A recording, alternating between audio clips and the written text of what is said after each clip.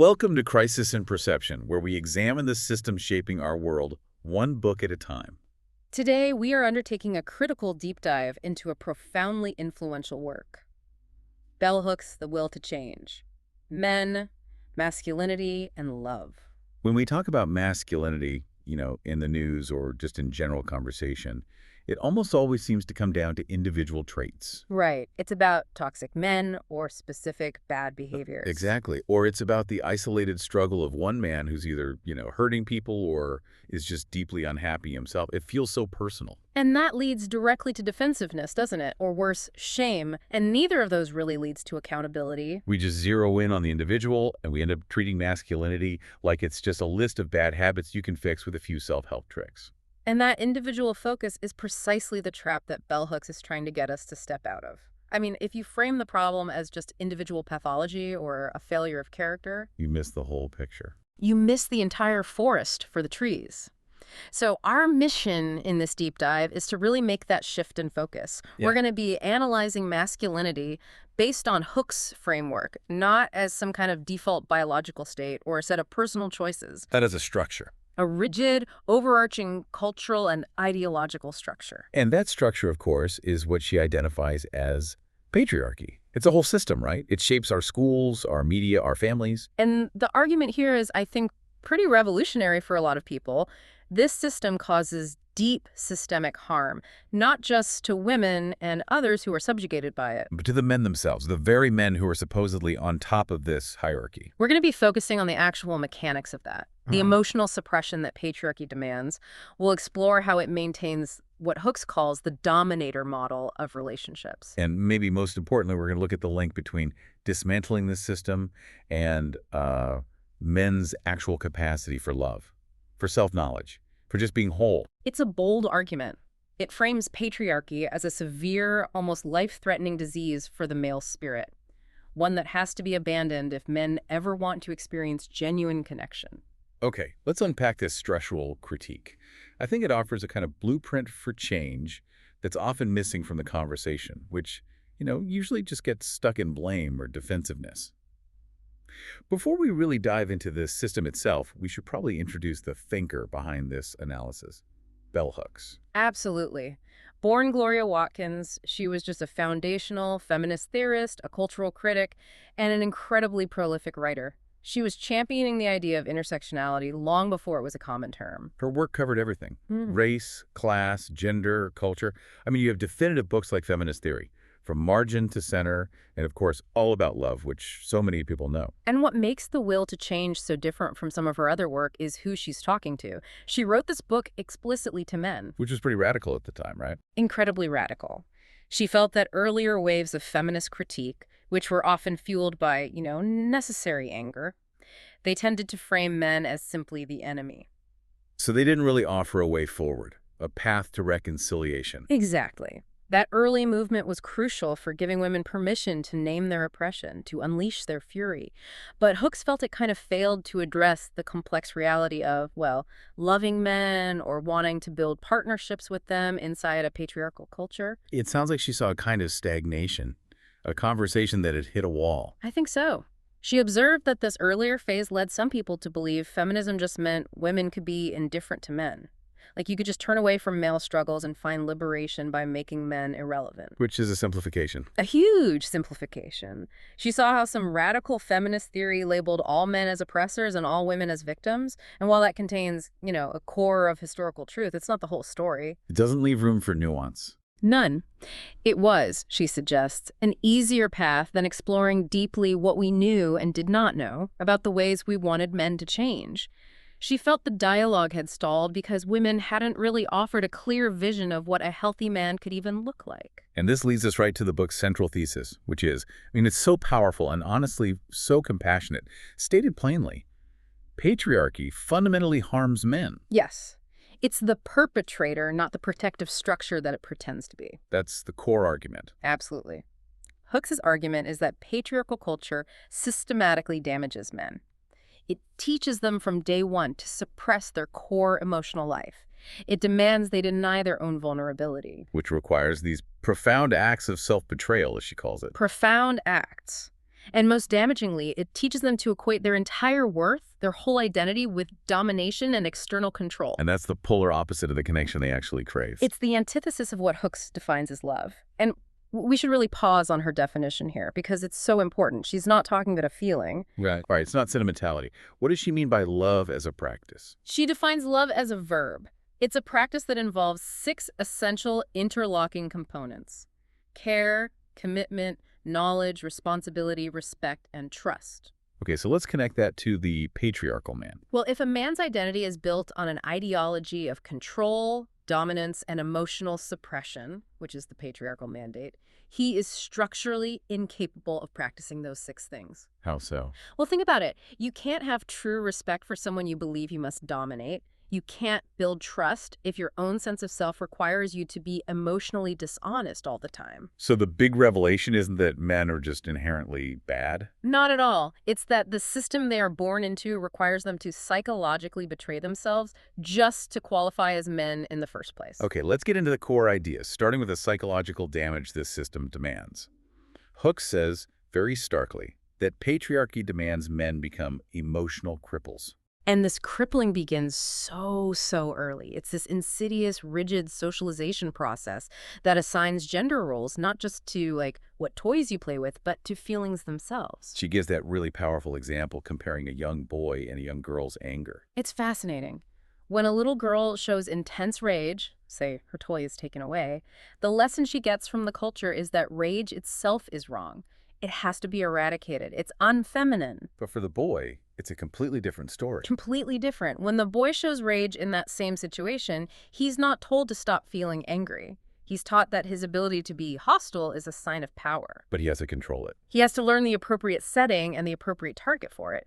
The socialization isn't about stopping the emotion. It's about selecting and channeling one specific emotion, anger, while violently shutting down all the others. And that just immediately sets up this really destructive script for how he's supposed to deal with the world. Right. The cultural training is just relentless. It teaches boys and men that emotional stoicism is the definition of being manly. And this is where that self-betrayal really starts to kick in. When you feel real pain or hurt or fear, the manly response, as she puts it, is to stuff them down, to forget about them, to hope they go away. That denial is the first cut. It's the first act of self-mutilation. And the outcome of all that denial is this deep, pervasive loneliness, because your pain is completely invisible. That's one of her most profound points. She says the patriarchal culture really does not care if men are unhappy. Just think about that for a second. It's jarring. When women are in emotional pain, there's at least a cultural script for it. You can talk to a friend, go to therapy, it's often expected. But patriarchy demands this tough guy stoicism from men. So male pain becomes voiceless. Unnameable and therefore unhealable. She reminds us if you cannot heal what you cannot feel, then this forced emotional denial is absolutely catastrophic for the soul. You can't mend something you pretend doesn't exist. And this is where that one sanctioned emotion, anger, becomes so important to the system. Yeah. Anger is the only valued tool in the patriarchal toolbox. Yes. Why anger? Why is it so special? Because, as she writes, anger is the best hiding place for anybody seeking to conceal pain or anguish of spirit. It's a mask, and it's a socially acceptable mask. It lets men hide everything else. All the forbidden emotions, fear, grief, tenderness, profound sadness, without losing their status as men. This creates this, seething but contained rage just below the surface. So most of the time when a man explodes in anger, it's not actually about what he seems to be angry about. Not at all. It's an expression of repressed pain that he literally doesn't have the words or the permission to name correctly. That denial of pain leads right into the next major theme, this crisis of disconnection, this unspoken hunger for love. Despite all the outward performance of male power and invulnerability, Hooks insists that the hidden truth is that men are longing for love. A longing they're not even supposed to admit to themselves. It's a collective hunger, and it's often made worse by the weird hierarchy within patriarchy itself. The culture teaches boys and girls that a father's love, that male validation, is somehow more valuable than mother love. So when that male love is emotionally absent or withdrawn, the void it leaves is even bigger. It's destabilizing. That unmet primal need for connection from the father figure becomes the fuel for this lifelong romantic quest for love. a quest that is almost doomed to fail because the man himself is unable to actually participate in the practice of love. We saw huge societal shifts in the 20th century. Men did respond to feminist demands for more equity in the workplace. And in the sexual sphere, to some extent, they were willing to share certain kinds of power. But the one place where they refused to change, or maybe felt like they couldn't change, was in their emotional lives. They weren't, as Hooks puts it, willing to come to the table of love as equal partners. And that refusal creates this huge roadblock in relationships and a really significant paradox for women. What's the paradox? Women say they want men of feeling, men who are emotionally present. But Hooks points out a really uncomfortable truth. When men do try to express painful or negative emotions, women sometimes freak out. Why? Why would that happen if that's what you want? Because it reveals their own deeply ingrained investment in the patriarchal ideal of the strong, invulnerable man. I see. So there's a clash between the conscious desire for an emotional partner and the subconscious programming that says a man should be a rock. Exactly. The patriarchal system has historically put the entire burden of emotional caregiving on women. So if her male partner expresses deep emotional pain about, say, failure or fear, it can feel like a deep flaw in him. Or even like an accusation that she has failed to fix him or support him enough. That's part of it. And another part is that female partners often read that male pain as weakness, which directly contradicts their culturally programmed need for a protector. The second a man shows that vulnerability, he risks triggering fear in his partner. A fear that he's not strong enough to dominate and protect. So men learn, often through really painful experiences, that vulnerability isn't actually rewarded, even by the very people who say they want it, which leads directly to a deep fear of intimacy. If opening up emotionally just gets you judged or rejected, you retreat. Of course. Hooks argues that for men, the fear of intimacy is really a fear of being subjugated or controlled. And where does that come from? She traces it back to early, painful experiences with what she calls maternal sadism. Now, this isn't always physical abuse from the mother. It's more about the manipulative ways a patriarchal mother might use her son's emotional vulnerability and his natural desire for closeness to control him. Can you give an example of how that would work? It could be a mother who uses emotional withdrawal or guilt to manage her son's behavior, or maybe one who makes him her emotional confidant, her surrogate husband, burdening him with her own adult problems. So she's using his need for closeness against him. Exactly. And that early trauma where his love and vulnerability were weaponized, it creates this permanent link in his mind. Vulnerability doesn't lead to connection. It leads to being controlled, managed, or emotionally destroyed. So the adult man comes to see intimacy as a power game he's destined to lose. Which drives him right back to the safety of emotional stoicism. That psychological split makes the shift to violence seem horrifyingly logical, which is the third core concept here, the intense socialization of violence that this system requires. And the first act of violence isn't against someone else. The first critical act of violence that patriarchy demands from boys is psychic self-mutilation. What does she mean by that? The killing off of the entire feeling, emotional, empathetic parts of themselves. You have to destroy your true self to wear the mask of manhood. This is where that quote from Terence Real comes in, right? Disconnection is not fallout from traditional masculinity. Disconnection is masculinity. It's so critical, the cultural command, be a man. What does it really mean? It means suck it up, silence your pain, and just keep going.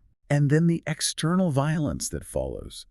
Domestic abuse, schoolyard fights, even war. It's functional. It's there to reinforce the dominator model. It's systemic training. Hooks tells this chilling story from her own childhood about her father beating her, not just because she was disobedient, but specifically because she was better at playing marbles than her older brother. Wow. The violence wasn't just punishment, it was a ritual. It was a public enforcement of gender roles used explicitly to restore the natural social order of male dominance. The message is crystal clear.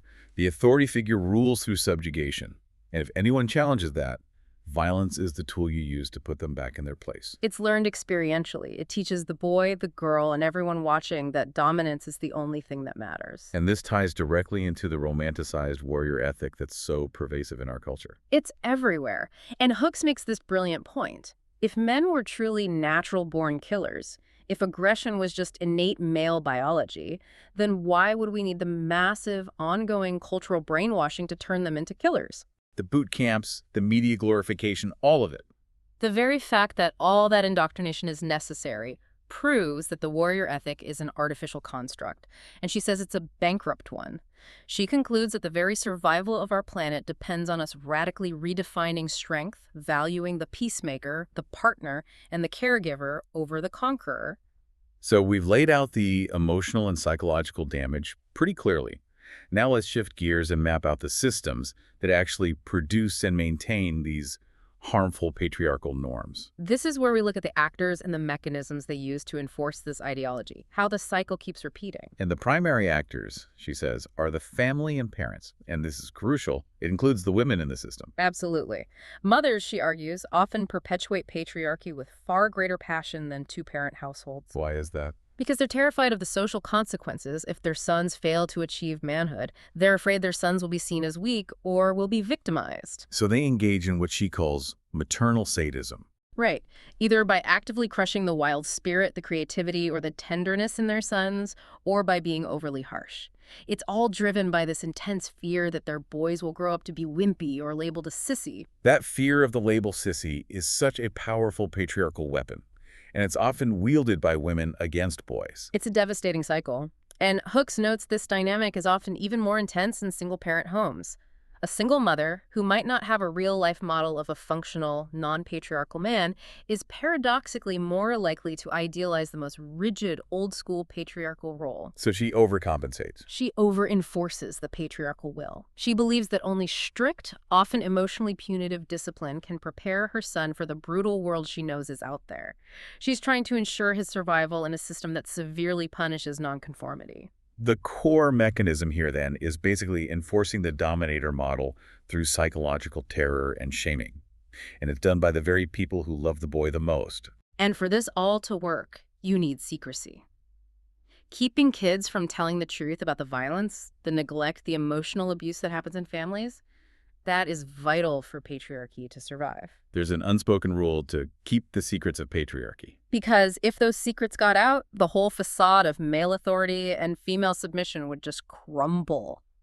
Secrecy makes the system look functional when, on the inside, it's incredibly toxic. And then, beyond the home, you have the mass media, which acts as this constant stream of propaganda specifically aimed at young boys. This is where the cultural analysis is so important. Think about the examples Hooks uses from pop culture that teach boys how to handle anger and crisis. Shows like The Incredible Hulk and Power Rangers. They're not just fun cartoons. They're ideological lessons. They teach boys that brutal and monstrous physical force is not just an option in a crisis, but a viable and even heroic one. Let's break down the Hulk for a second. The Hulk is a perfect case study. You have the rational white male scientist, Dr. Banner, who turns into this massive, non-white beast of pure violence when he gets angry. And crucially, when he turns back into Banner, he has no memory of what he did. No memory, so he can't be held responsible for the destruction. This narrative directly links uncontrolled rage to overwhelming power, while also giving you this psychological get-out-of-jail-free card. The message to a young boy is, your rage is your power, and you don't actually have to feel or analyze the consequences of it. This kind of external propaganda leads straight to the sexual displacement we see so much of today. In this analysis, pornography becomes the main place for sublimation. A substitute for real emotional intimacy. Where the patriarchally conditioned man can displace all his rage and affirm his sense of self through domination and sexual addiction. It's the ultimate quick fix. It offers this illusion of control and power, especially when a man feels powerless everywhere else in his life, at his job, in his relationships. Hooks argues pornography is basically a reenactment of dominator culture in the realm of the sexual. So the need isn't really for sex. It's for the constant, instant validation of selfhood and control that patriarchy promised him but couldn't deliver. It's a pain management tool. It lets him project his inner chaos onto this commodified fantasy of subjugation. But that validation is built on a lie, which just accelerates this whole damaging cycle of self-betrayal and maintaining a false identity. The foundation of it all is the splitting that forces a boy to put on a false self. Hooks even traces this back to the root of the word masculinity, connecting it to the idea of a mask. His true, feeling, vulnerable self is deemed unacceptable by the cultural script. So he's forced into dishonesty, first with others and then with himself. And this internalized dishonesty makes the practice of trust and love, which are the building blocks of her definition, structurally impossible. The result of wearing this mask is severe compartmentalization, the ability to separate your actions from your values. Scott Peck, who she cites, makes this key observation that compartmentalization is just a sophisticated way to avoid feeling pain and contradiction. It lets a man keep religion in one compartment and his business in another. So you can go to church on Sunday and believe you love God's creation, but then on Monday, dump toxic waste into a river because your company policy is in a different mental box. It's the absolute opposite of integrity. It's a required survival skill for success in a patriarchal system, but it destroys the soul's ability to be whole. And all of this culminates in the most tragic feedback loop the system has: the victimization to victimizer pattern. This is the heartbreaking part. The boy who is brutally abused and emotionally mutilated by the patriarchal expectations of his father or his culture. Instead of resisting that system, he conforms to it. To gain power, to escape being the victim. Yes. Hooks notes that boys who are abused in the name of patriarchal maleness more often than not become patriarchal, embodying the abusive patriarchal masculinity that they once clearly recognized as evil. They trade their inner freedom for external power. By adopting the very same tyranny that once terrorized them, they become their own oppressors, and they carry that trauma forward to the next generation, all in a desperate attempt to feel some sense of control. Okay, let's connect this structural critique to the world we see around us today. The emotional crippling that Hooks describes, it feels like a profound explanation for the modern, but often hidden, male mental health crisis. Absolutely. The constant cultural pressure to suppress feelings, combined with the sheer exhaustion of maintaining a false, invulnerable self, it creates a pressure cooker. It leads directly to profound psychological problems. Like depression and sorrow. And that depression in men isn't just about, a bad week at work. It's often rooted in the structural failure to achieve that impossible patriarchal ideal of total control. And even deeper, it's compounded by a repressed inability to grieve. To grieve loss. Loss of their authentic selves, loss of dreams. Loss of emotional connection, even the actual loss of loved ones. If the system teaches you that real men don't cry, you lose the necessary human ritual of mourning. So the pain just gets stuck. Precisely. Since boys are often given no accepted cultural outlets for grief, that pain doesn't go away. It just freezes them in time. It prevents them from completing the psychological process of growing up. So they remain these wounded boys in adult bodies. Unable to even articulate where their suffering is coming from. And that unidentified suffering is what fuels addiction, which is often less about seeking pleasure and more about seeking anesthesia. The escape from feelings. We see it in workaholism. Which Hooks calls a rewarded addiction. It's a drug that is as effective as the most powerful anesthetic. It creates this self-induced trance that temporarily keeps all the painful emotions away. And it gives you a double benefit in a patriarchal system, right? It does. It validates your masculine identity, your productivity equals your worth, and it successfully blocks any kind of introspection or feeling.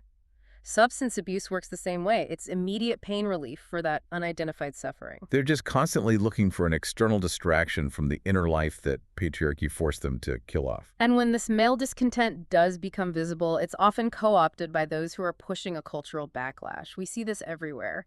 Anti-feminist movements blaming gender equality for all of men's problems. The argument being that men are only troubled because women challenged their power. Right. And Hooks has a very sharp critique of that narrative. She says this blame is just a dangerous distraction. It's designed to stop men from seeing the true source of their pain, which is patriarchy itself. The idea that men were happy and fulfilled before feminism is just not true. It's historically false. The violence, the high rates of addiction, the emotional illiteracy, all of that was all pervasive, long before the modern feminist movement. So the core issue is that patriarchy's promise of power and fulfillment was a lie from the start. It was a false promise. It promised fulfillment through control, but what it actually delivered was isolation. And when men started to figure that out, often through a personal crisis like a divorce or losing a job, the backlash kicked in. If I can't be happy, it must be her fault for changing the rules. Not the fault of the broken rule book I was given. And this brings us to the huge difficulty men face when they do genuinely try to change. The pervasive stigmatization of emotional literacy. The societal punishment for vulnerability is swift. Immediate. A man who tries to become emotionally aware risks being seen as a wimp or too soft, or, ironically, narcissistic, because the culture can't tell the difference between healthy self-reflection and self-absorption. She points to men in recovery groups, like Alcoholics Anonymous. Yes, which is, at its core, an anti-patriarchal structure. How so? How is AA anti-patriarchal? Think about what it demands. It requires the exact opposite of traditional masculinity. You have to speak your deepest pain, confess your mistakes, express vulnerability, and surrender your will to control to a higher power. It demands humility. And reliance on other people. So men who actually succeed in that model, who become emotionally literate, then have this intense struggle to reintegrate back into a mainstream culture that still sees emotional expression as weakness. Even their partners might push back. Their partners might say, okay, you're sober now. You don't need to keep expressing these feelings all the time, unknowingly pressuring them right back into stoicism. The system resists the change. And this cultural repression also completely warps male sexuality, leading to what she calls the unfulfilled promise of sexual freedom. Most men, Hooks argues, come to sex carrying all these massive, unmet emotional needs from the rest of their lives. They're hoping sex will give them the emotional satisfaction that can only come from real love and intimacy. But because their whole approach is rooted in control and repression, it almost never delivers. And that gap between expectation and reality, that's what leads to this intensified lust and longing, an obsession. He's got to have it, logic. Exactly. That compulsive logic is what underpins so much of our cultural acceptance of male sexual aggression and addiction. Patriarchal sex, whether it's straight or gay, becomes pathological. It becomes a way to assert power. A way to affirm your masculine self through domination, especially when other avenues of control have failed. It is rarely a source of genuine joy or intimacy. She points out that the common term for sex in patriarchy is fucking, a word that also means to hurt or to cheat someone. The violence is baked right into the language. The terrifying truth is that patriarchal sex hasn't satisfied men. It's just fueled this compulsive need to be more sexual, more aggressive, in this desperate, endless search for a satisfaction that is simply not available through the mechanism of control. And this is why pornography is so important for maintaining the system. It maintains a pretend culture where male sexual desire is endlessly satisfied. It keeps men from exposing the patriarchal lie. The fact that the craving always returns is the proof that addictive sexuality isn't about getting sex. It's about self-soothing and temporarily releasing pain. So let's connect all this back to the broader framework we use on crisis and perception, looking at systems over individuals. What Bell Hooks so clearly reveals is that the problem facing men isn't just a collection of bad choices. It's the underlying dominator model that frames every single relationship, family, sex, work, politics, as a power struggle. A zero-sum game where there has to be a winner and a loser. And this system, she argues, is not a small problem. It is the single most life-threatening social disease assaulting the male body and spirit in our nation. That's a powerful statement. And until we completely eliminate that dominator model and replace it with a partnership model, men can never be truly free. Because the patriarchal ethos will always find a way to reassert itself through violence and self-betrayal. So to heal that deep split in the soul that the system creates, the only way out is through integrity. Yes. She borrows from thinkers like Rabbi Harold Kushner and M. Scott Peck, and she insists that integrity means being whole, unbroken, undivided. Which is the conceptual and literal opposite of the compartmentalization and denial that patriarchy demands. It is intensely painful work. Peck is quoted as saying, "Integrity is painful, but without it there can be no wholeness.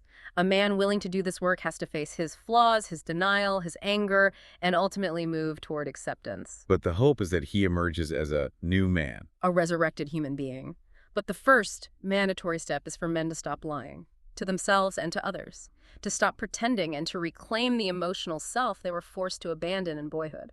And the cost of continuing to deny vulnerability is just immense, isn't it? Even into old age. The fear men have isn't just a fear of being sad. It's a deep-seated fear of subjugation. It comes from those early experiences where their emotional needs were used as a weapon to control them, often by their own parents. And that fear keeps them isolated, estranged from everyone who might actually be able to help them. Other men, women, their own kids. And you really feel that estrangement at the end of life. Hooks tells this heartbreaking observation about octogenarians on their deathbeds. Their dying words are rarely daddy, they're almost always mama. And they're not calling out for their actual mother. Not necessarily. They're calling for the symbolic mama who stands for nurturance, care, connectedness, whose loving presence lets us know we are not alone. Wow. It's the man, at the very end of his life, finally realizing the crushing weight of the aloneness that the system sold him as strength. Precisely. Patriarchal masculinity says real men idealize aloneness and disconnection. Feminist masculinity says you become more real, more human, through genuine connection and community.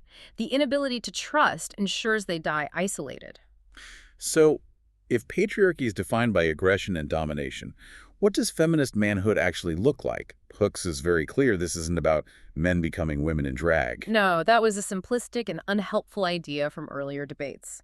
Feminist manhood, she says, has to define masculinity as a state of being that's centered on essential goodness, integrity, and a will to connect and interbeing rather than to dominate. It's a rejection of the old norms. A total rejection of what Robert Levant calls the 7 norms: avoiding femininity, restrictive emotionality, seeking status, self-reliance, aggression, homophobia, and non-relational sex. That's a complete spiritual and social overhaul.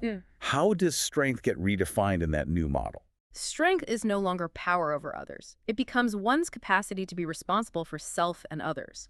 The core components of feminist masculinity are integrity, self-love, emotional awareness, assertiveness without aggression, and relational skills. The ability to negotiate, to compromise, to actually listen. This is a revolutionary act. It requires men to choose love and justice over the familiar, comfortable tyranny of manhood as defined by the old system. The only path to liberation is for men to become disloyal to patriarchal masculinity so they can find a new, life-affirming sense of self. So to summarize, Bell Hook's powerful work really reveals that patriarchy is this devastating, life-threatening system. It denies men wholeness, emotional health, and ultimately love. And that true power, true fulfillment, requires men to let go of the will to dominate that they were socialized to embrace from the moment they were born. This makes love, in Hook's comprehensive definition of care, commitment, knowledge, and trust, a profound political and ethical practice. It demands a continuous, conscious will to change. It's an act of spiritual rebellion against the familiar tyranny of the patriarchal norms that have held them captive their whole lives. The path to healing, then, is through radical accountability. Through recognizing the deep damage they suffered as boys and finding the courage to speak the pain and mourn the loss of their feeling selves. But as she emphasizes, the system is collective, so this work can't be done in isolation. Men need to actively build a culture of change. That means seeking out and creating communities of other men who are also willing to be vulnerable. And they need loving partners who are willing to act as enlightened witnesses to support their recovery without falling back into the old expectation that men have to be emotionally walled off to be worthy. So women also have a critical responsibility here, to affirm and welcome genuine change, to make sure that a man's vulnerability is met with acceptance, not with more fear or judgment. The ultimate heroic journey for men in our time, then, isn't to conquer the external world. It's not about building the biggest company or defeating the biggest enemy. It's about reclaiming their own humanity. Reclaiming the true self that was so brutally taken from them in childhood. It's a journey that moves away from the safe, rewarded repression of suffering. And toward the passionate choice to feel, to suffer, in the original Latin root of the word, which just means to bear or to endure. It's only by embracing that necessary pain, by choosing self-knowledge over self-betrayal, that they can find their way back to a life and a community that's rooted in authentic connection and love. This wisdom from bell hooks provides not just a crushing structural critique of power, but also a deeply hopeful, practical vision for the future of male selfhood, a vision of men who are emotionally whole and ready to build a partnership model for life. We have been deep diving into bell hooks and her powerful book, The Will to Change: Men, Masculinity, and Love. We encourage you to read the book yourself, support the author's work, or check it out from your local library. For a shorter visual overview of this topic, see the mini explainer linked in the description. If you enjoy systems-level analysis like this, please like, subscribe, and comment with books or topics you'd like us to explore next.